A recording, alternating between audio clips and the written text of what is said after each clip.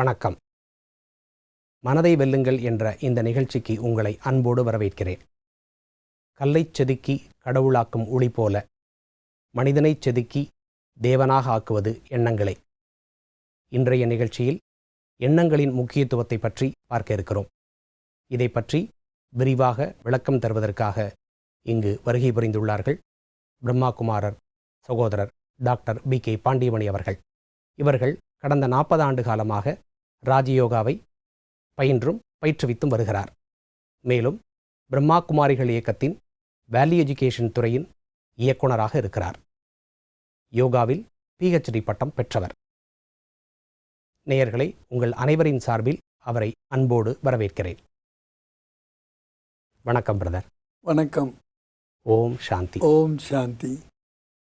Brother, உள்ளுவதெல்லாம் உயர் உள்ளல், மற்றது தள்ளினும் தள்ளாமை நீர்த்து. எண்ணுவதெல்லாம் எப்பொழுதும் உயர்வை பற்றியே எண்ண வேண்டும். அவ்வுயர்வு கைகூடாவிட்டாலும் அவ்வாறு எண்ணுவதை விட்டுவிடக்கூடாது என்கிறார் திருவள்ளுவர். ஆகையால் எண்ணங்களின் முக்கியத்துவத்தை பற்றி கொஞ்சம் விரிவாக கூற முடியுமா? நிச்சயமாக. நம்ம ஏற்கனவே பார்த்தோம் எண்ணங்கள் எப்படி முக்கியத்துவம் வாய்ந்தன என்று. ஏனென்றால் எண்ணங்கள் தான் எப்படி ஒரு மரத்திற்கு ஆணிவேராக இருக்கின்றது, ஒரு பில்டிங்க்கு அஸ்திவாரமாக இருக்கின்றது. அது மாதிரி நம்மளுடைய வாழ்க்கைக்கு அஸ்திவாரமாக இருப்பதே நம்மளுடைய எண்ணங்கள் தான். அதனால்தான் பெரியவர்கள் சொல்கிறாங்க எண்ணம் போல வாழ்வு என்று. ஆங்கிலத்தில் as you think social you become என்று கூறுவார்கள். நீங்கள் எப்படி நினைப்பீர்களோ அப்படியே ஆகின்றீர்கள் என்று கூறுவார்கள். நம்ம மதிப்பு வாய்ந்த ஹென்ரி ஃபோர்டு அவர்கள் கூட கூறுவார்கள், என்னால் முடியும் என்று நீங்கள் சொன்னீங்கன்னா அது கரெக்டு, என்னால் முடியாது என்று சொன்னீங்கன்னா அதுவும் கரெக்டு தான். ஏன்னா முடிகிறதும் முடியாததும் உங்களுடைய எண்ணத்தில் தான் இருக்கின்றது என்று.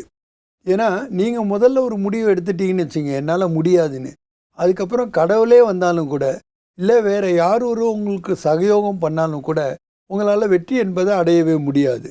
அதனால் எண்ணங்களுடைய ஆதாரத்தில் தான் நம்மளுடைய வாழ்க்கையே அமைகிறது. ஆக ஒருவருடைய வாழ்க்கையில் வெற்றியையும் தோல்வியையும் நிர்ணயிப்பது கூட அவர்களுடைய எண்ணங்கள் தான். வள்ளுவர் கூட ஒரு குறளில் சொல்லாரு, வெள்ளத்து அணைய மலர் நீட்டம் அப்படின்னு சொல்கிறார். அது நம்மளுடைய உள்ளத்தை பற்றி சொன்னாலும் கூட உள்ளம்ங்கிறது கூட இங்கே எண்ணத்தையே குறிக்கின்றது. என்ற எண்ணங்களில் நாம் முதல்ல வலுவானவர்களாக, அதாவது தன்னம்பிக்கை நிறைந்தவர்களாக இருந்தோமானால் நாம் எந்த ஒரு செயலிலையும் வெற்றி என்பதை நிச்சயமாக அடைய முடியும். ஆக நம்மளுடைய வாழ்க்கையிலுடைய லட்சியம் எதுவாக இருந்தாலும் அதை அடைகிறதுக்கு அஸ்திவாரமாக ஆதாரமாக இருப்பது முதல்ல நம்மளுடைய எண்ணங்கள் தான். இப்போ நம்ம இன்றைய நிகழ்ச்சிகளில் இது எப்படி பரிணாமிக்கின்றது என்பதை பார்க்க போகின்றோம். ஆனால் அதில் முக்கியமாக முதல்ல நாம் தெரிந்து கொள்ள வேண்டிய விஷயம் என்னென்னா, இந்த எண்ணங்கள் தான் நமக்கு அஸ்திவாரமாக இருக்கின்றன, ஆணிவேராக இருக்கின்றன. எதை ஒன்றை நம்ம வாழ்க்கையில் அடைய வேண்டும் என்றாலும் சரி, அது நம்மளுடைய மனநிலையாக இருந்தாலும் சரி, நம்மளுடைய 4 விதமான வாழ்க்கைகளில், அது நம்மளுடைய சுய வாழ்க்கையானாலும் சரி, குடும்ப வாழ்க்கையானாலும் சரி, தொழில் வாழ்க்கையானாலும் சரி, அல்லது நம்மளுடைய சமூக வாழ்க்கையானாலும் சரி, எல்லா வாழ்க்கையிலையும் கூட இந்த வெற்றியை நாம் அடைவதற்கு அஸ்திவாரமாக இருப்பது நம்மளுடைய எண்ணங்கள் தான். ஆக எண்ணங்களின் மீது நாம் வெற்றி அடைஞ்சிட்டோன்னா வாழ்க்கையின் மீது வெற்றி அடைஞ்சிடறோம். ஏன்னா நம்ம ஏற்கனவே பார்த்தோம், மனம் என்பது எண்ணங்களின் மூலமாக, இந்த எண்ணங்கள் என்பது உணர்வாகவும் ஆகின்றது. ஆக நான் ஒரு வாழ்க்கையை வாழ்கிறேன், என்னுடைய மனநிலை நன்றாக இருக்கின்றதா என்று முதல்ல பார்க்கணுன்னாக்கா நம்மளுடைய குவாலிட்டி ஆஃப் தாட்டை பொறுத்து தான் இருக்கின்றது. அதனால்தான் இந்த எண்ணங்களுடைய குவாலிட்டியை பொறுத்து தான் நம்மளுடைய லைஃபினுடைய குவாலிட்டியே நிர்ணயிக்கப்படுகின்றது. ஆக எல்லாருமே தான் வாழ்கின்றார்கள், எல்லாருமே வாழ்க்கையை வாழ்கின்றோம். ஆனால் எல்லாருடைய வாழ்க்கையும் தரமான வாழ்க்கையாக இருக்கின்றதா? முதல்லலாம் பார்த்திங்கன்னா எக்கனாமிக்கல் டெவலப்மெண்ட் மட்டும் இருந்தால் தான் அந்த நாடு வளர்ச்சியுற்ற நாடுன்னு பார்த்தாங்க. ஆனால் இப்போ பார்த்திங்கன்னா, அதாவது நம்மளுடைய வாழ்க்கையில் ஹாப்பினஸ் இண்டெக்ஸ் எவ்வளோ இருக்குது, அந்த ஹாப்பினஸ் இண்டெக்ஸில் யார் முதல் வராங்களோ அவங்க தான் உண்மையான வெற்றி பெற்ற நாடு அப்படின்னு பார்க்குறாங்க. அதில் பார்த்தீங்கன்னா வளர்ச்சி பெற்ற நாடுகள் கூட இந்த ஹாப்பினஸ் இண்டெக்ஸில் நிறைய மார்க்ஸ் வாங்கலை. ம். மற்ற நாடுகள் கூட, வளரும் நாடுகள் கூட அதில் வந்திருக்கு. இப்போ வளர்ச்சி அடைந்த நாடுகள் கூட அதை பற்றி காப்பி அடிக்கின்றன. இவங்களால எப்படி ஹாப்பியாக இருக்க முடியுது? ஆக எக்கனாமிக்கல் growth அண்ட் டெவலப்மெண்ட் மட்டும்தான் நமக்கு திருப்தியை கொடுக்குன்னா நிச்சயமாக கிடையாது. ஒரு மகிழ்ச்சியை கொடுக்குன்னா நிச்சயமாக கிடையாது. ஆக மகிழ்ச்சியான வாழ்க்கைக்கு அஸ்திவாரம் என்னன்னு பார்த்தீங்கன்னா, நம்மளுடைய குவாலிட்டி ஆஃப் தாட்ஸ், எண்ணங்களுடைய தரம் தான். ஆக அந்த தரமான எண்ணங்களை நாம் விதைப்போம். அதன் மூலமாக தரமான செயல்களை நாம் செய்வோம். தரமான செயல்களை செய்வதன் மூலமாக நம்மளுடைய உறவு முறைகள் இணக்கமாக ஆகுது. ஆக நம்ம வெற்றியை நிச்சயிக்கப்பட்ட ஒன்றாக நாம் அடைய முடிகின்றது. ஆக நம்மளுடைய வாழ்க்கையில் அது எந்த வாழ்க்கையானாலும் சரி, அதில் எந்த ஒரு வெற்றியை நீங்கள் பெற வேண்டுமானாலும் சரி, அதற்கு அஸ்திவாரமாக இருப்பது நமது எண்ணங்கள் என்பதை நாம் முதல்ல புரிந்து கொள்ள வேண்டும். நல்லது பிரதர்.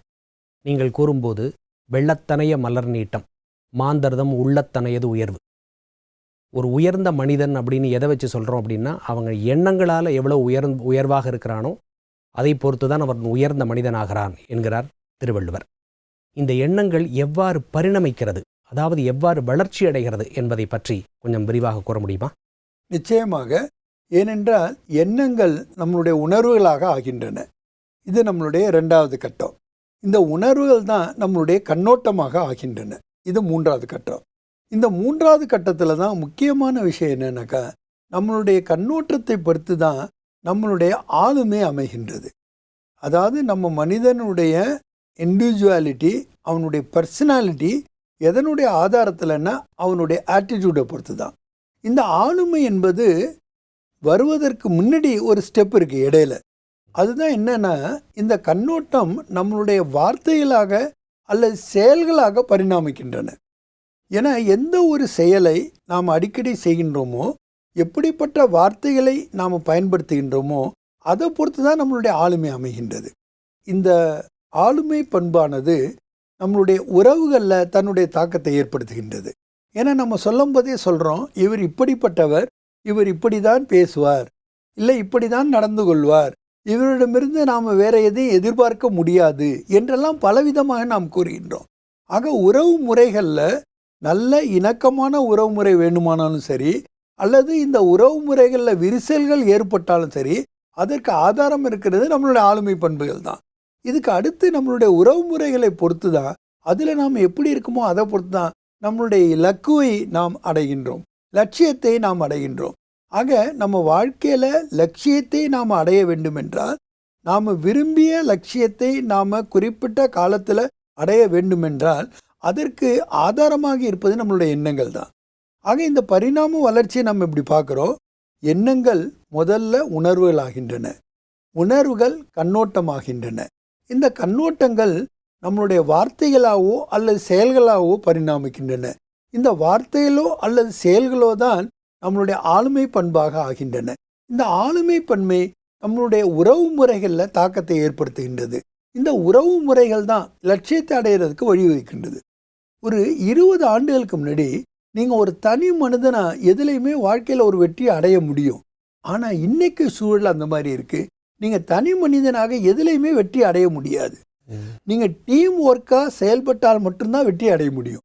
முதல்ல பாருங்கள், நோபல் பிரைஸ் கொடுக்கும்போது இண்டிவிஜுவலாக கொடுத்துக்கிட்டு இருந்தாங்க. இப்போ பார்த்தீங்கன்னா 2-3 பேருக்கு சேர்த்து கொடுக்குறாங்க. காரணம் என்னன்னாக்கா, இப்போ எல்லாருமே டீமை ஒர்க் பண்ணால் தான் வெற்றி அடைய முடியும். இது காலத்தினுடைய ஒரு கட்டாயம். அப்போ அது மாதிரி தான் நாம் கூட வாழ்க்கையில் எந்த வாழ்க்கையானாலும் சரி, அதில் வெற்றி பெற வேண்டுமென்றால் இந்த டீமாக நாம் செயல்பட கற்றுக்கணும். அப்படின்னா நம்மளுடைய உறவு முறைகளில் இணக்கம் இருக்கிறது ரொம்ப அவசியமாக இருக்குது. ஆக நீங்கள் பாருங்கள், இந்த முக்கியத்துவத்தில் எப்படி நாம் பரிணாம வளர்ச்சியை அடைகின்றோம். வெறுமனே பார்க்குறதுக்கு எண்ணங்கள் தானே, அதை நாம் தானே ஏற்படுத்துகின்றோம். அதில் என்ன பெரிய வித்தியாசம் வந்துட போகுதுன்னு நினைக்கின்றோம். ஆனால் நம்மளுடைய லட்சியத்தை நாம் அடைகிறதுக்கு இது ஆதாரமாக இருக்கின்றது. நல்லது, மிக அருமையாக விளக்கினீர்கள். இந்த எண்ணங்கள் ஆளுமை பண்பை எவ்வாறு பாதிக்கிறது என்பதை பற்றியும் கூற முடியுமா? நீங்கள் பாருங்கள், ஒரு மனிதனுடைய தரத்தை நிர்ணயிப்பது அவனுடைய பர்சனாலிட்டி தான். ஆனால் உலகத்தில் மனிதர்கள் என்ன நினைக்கிறாங்கன்னா, பர்சனாலிட்டியை நீங்கள் மாற்ற முடியாது, ஏற்கனவே நிர்ணயிக்கப்பட்டது ஒன்று என்று தான் கூறுகின்றார்கள். ஆனால் ஆன்மீகத்தில் இது பாசிபிள். ம். இம்பாசிபிள் எல்லாமே ஆன்மீகத்து மூலமாக பாசிபிள் ஆகுது. ம். அது காரணம் என்னன்னு கேட்டிங்கன்னா, இம்பாசிபிள்ங்கிற ஒரு வேர்டுலேயே ஐ எம் பாசிபிள், என்னால் அது முடியும் என்பது தான் அர்த்தமாகின்றது. ம். ஆக நீங்கள் பர்சனாலிட்டியில் பார்த்தீங்கன்னாக்கா, நாம் ஏற்கனவே இருந்தது எந்த ஆதாரத்தில் அப்படின்னா தேகத்தினுடைய உணர்வில். ம். அந்த தேக அபிமானத்தின் காரணமாக நம்மளுடைய பர்சனாலிட்டி அமைஞ்சிருந்தது. இப்போ இந்த ஆன்மீக விழிப்புணர்வு நமக்கு கிடைத்த பிறகு ராஜயோகம் போன்ற தியானத்தை நாம் பயிற்சி செய்யும் பொழுது நாம் தேக உணர்விலிருந்து விடுபட்டு ஆத்ம உணர்வுக்கு வந்துடுறோம். அந்த ஆத்ம உணர்வுக்கு வரும்போது நம்மளுடைய பர்சனாலிட்டி மாறுகின்றது. ஏன்னா நம்மளுடைய கான்ஷியஸ்னஸ் மாறுகின்றது. ம். ஆக நம்ம மாற்றத்தை என்ன பண்ணுறோன்னா ஆதாரத்திலேயே அடிப்படையிலேயே அதனுடைய மூல இடத்திலேயே கொண்டு வந்து விடுகின்றோம். அது ஒரு நிரந்தரமான மாற்றமாகவும் ஆகிவிடுகின்றது. ஆக உலகத்தினர் கூறுகின்றார்கள் பர்சனாலிட்டியை மாற்ற முடியாது. ஆனால் நாம் ப்ராக்டிக்கல் லைஃப்பில் அனுபவம் பண்ணுறோம். நம்மளுடைய பர்சனாலிட்டி முதல்ல இருந்தது வேற, இப்போ இருக்கிறது வேற. இப்போ இருக்கிறத விட இன்னும் எதிர்காலத்தில் அதை விட சிறந்ததாக இருக்கும். அதுக்கான முயற்சியை நம்மளால் செய்ய முடியும். ஆக முயற்சியும் பயிற்சியும் நம்மளை மாறுகின்ற ஒரு மனிதர்களாக ஆக்குகின்றது. எப்படி ஒரு சாதாரண மனிதனிலிருந்து தேவதா நிலையை கூட நாம் அடைய முடியதற்கான ஒரு வழியாகத்தான் இந்த ராஜயோகம் அமைந்திருக்கின்றது. ஆகவே ஆளுமை தன்மை நம்மிடம் கொண்டு வருவதற்கு, அதை மாற்றுவதற்கு அத்தியாவசியமாக இருப்பது நம்மளுடைய எண்ண ஓட்டங்கள். அந்த எண்ண ஓட்டங்களை நாம் மாற்றி அமைக்க வேண்டும். ஆக தேக உணர்வுள்ள எண்ண ஓட்டங்களுக்கு பதிலாக அவற்றை ஆத்ம உணர்வுள்ள எண்ண ஓட்டமாக நாம் மாற்றி விடும் பொழுது நம்மளுடைய ஆளுமை பன்மையும் மாறிவிடுகின்றது. ஆக முதல்ல நாம் நினைக்கின்றோம் இதுதான் சரி, இதுதான் தவறு, இப்படி செய்திருக்க வேண்டும் அல்லது இப்படி செய்திருக்க கூடாது என்றெல்லாம் நினைக்கின்றோம். நடந்து முடிந்த நிகழ்ச்சிகளுக்கு நாம் கரெக்ஷன் கொடுக்குறோம். ஆனால் அவற்றை நம்ம ஒன்றும் செய்ய முடியாது. எது நடந்து முடிந்ததோ அது முடிந்தது தான். ஆனால் இப்போ நடக்கிறத நம்மளால் என்ன செய்ய முடியும்? சிறப்பானதாக செய்ய முடியும். ஏனென்றால் நிகழ்காலம் எதிர்காலத்துக்கு ஆதாரமாக இருக்கின்றது. எதிர்காலத்தை நாம் ஒன்று அடைய வேண்டும் என்றால் அதை நிகழ்காலத்தில் நாம் செய்ய வேண்டியது அத்தியாவசிய ஒன்றாக இருக்கின்றது. ஆக முடியாது என்று நினைத்தால் அது முடியாமல் போகின்றது. முடியும் என்று நினைத்தால் நிச்சயமாக அதை நம்மால் செய்விக்க முடியும். ஆக எந்த ஒரு மாற்றமும் கூட அல்லது எந்த ஒரு முன்னேற்றமும் கூட நாம் நினைத்தால் அது முடியும். முடியாதது என்று இந்த உலகத்தில் எதுவுமே கிடையாது. மிக அழகாகவும் விரிவாகவும் எடுத்துரைத்தீர்கள். எதிர்காலத்துக்கு நிகழ்காலம் மிக அவசியம், நிகழ்கால எண்ணங்கள் மிகவும் அவசியம் என்கிறீர்கள். அப்போ நிகழ்காலம் என்பது இந்த ப்ரெசண்ட்டுன்னு சொல்கிறோம். அப்போ ப்ரெசண்ட் என்றாலே ஒரு கிஃப்ட். அப்போ நிகழ்காலத்தை நாம் நிகழ்கால எண்ணங்களை மிக சரியாக அமைத்து கொண்டால் நம்மளுடைய பெர்சனாலிட்டி, நம்மளுடைய இலக்கையும் மிக சரியான விதத்தில் அடைய முடியும் என்றும் கூறுகிறீர்கள். இதே எண்ணங்கள் ஆளுமை பண்பில் பாதிப்பை ஏற்படுத்துவது போல உறவு முறைகளை சீரமைப்பதில் இதற்கான தொடர்பு எதுவும் இருக்கிறதா? நிச்சயமாக.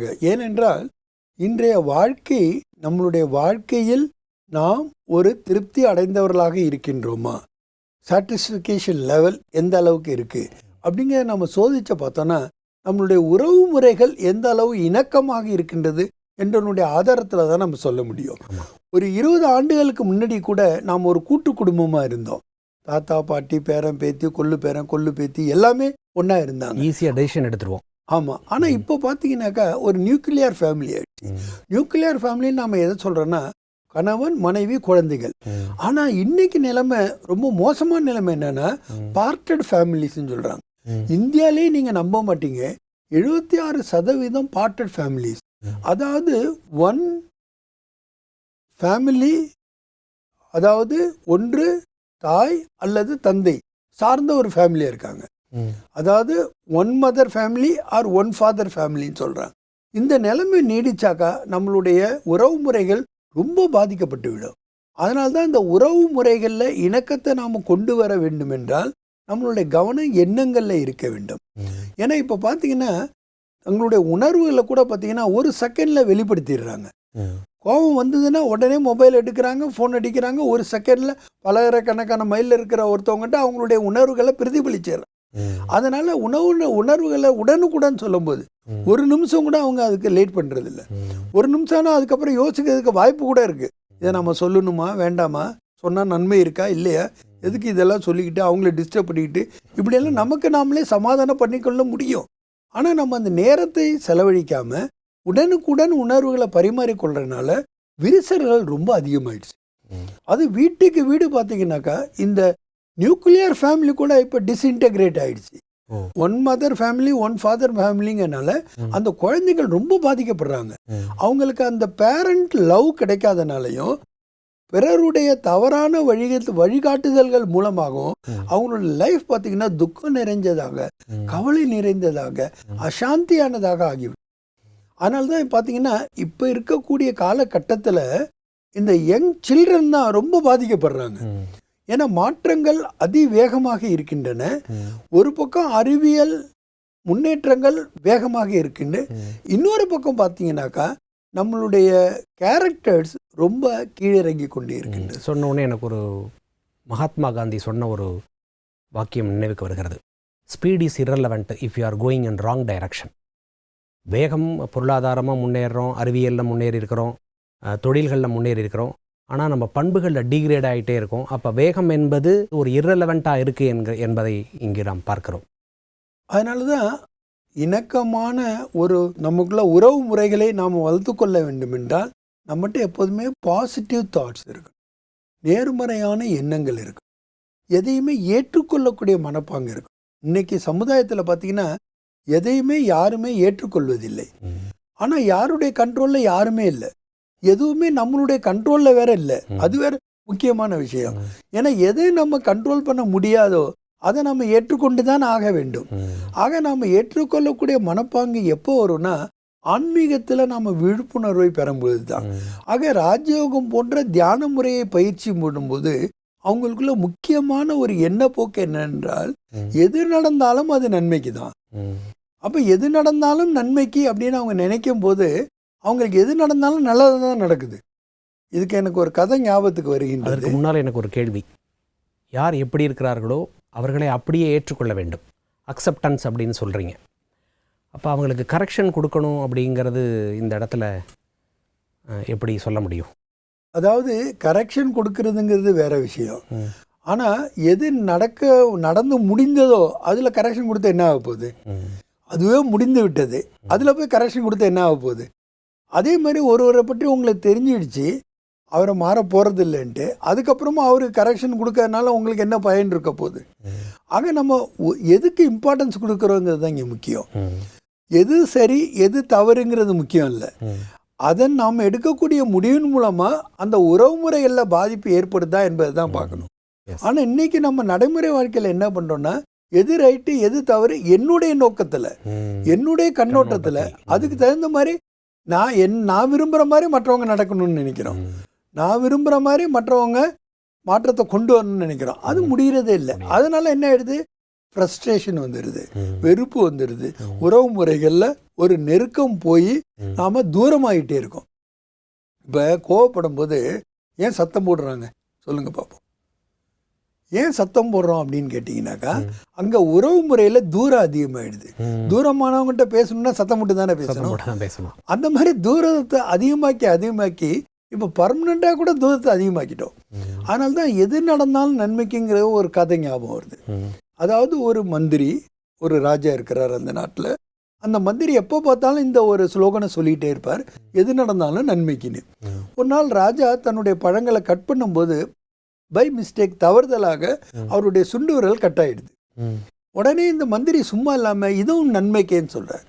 உடனே அவருக்கு கோபம் வந்துடுது, என்னுடைய சுண்டு விரல் கட்டப்பட்டிருக்கு, வெட்டப்பட்டிருக்கு, இதை பார்த்து அவர் நன்மைக்குன்னு சொல்கிறாருன்னு முதல்ல இந்த மந்திரியை ஜெயிலில் பிடிச்சி போடுன்றார். அப்பயும் அவர் சொல்லிகிட்டே போகிறாரு இதுவும் நன்மைக்கே அப்படின்ட்டு. உள்ளே போய் ஜெயிலில் இரு, அதான் உனக்கு நன்மை அப்படின்னு சொல்லிடுறார். கொஞ்ச நாள் கழித்து அந்த ஒரு நாட்டுக்கு இருக்கக்கூடியவர் ஒரு காட்டுக்கு வேட்டையாடுறதுக்காக போகிறார். ஒரு குழுவோட போகிறார். அங்கே இடி மின்னல்லாம் வருது. அந்த நேரத்தில் வழி தவறுதலாக இவர் மட்டும் தனியாக போயிடுறார். ராஜா மட்டும். அந்த ராஜாவை அங்கே இருக்கக்கூடிய காட்டுவாசிகள் பிடிச்சிட்டு போய் ஒரு மரத்தில் கட்டி வச்சிடறாங்க. அவங்களுடைய லட்சியம் என்னன்னா அவரை மறுநாள் நடக்கக்கூடிய அந்த தேவிக்கு பலி கொடுக்கறது, நரபலி கொடுக்கறதுக்காக. அப்போ அவர் நினைச்சாரு என்னோட வாழ்க்கை முறை தான் முடிஞ்சு போச்சு அப்படின்னு.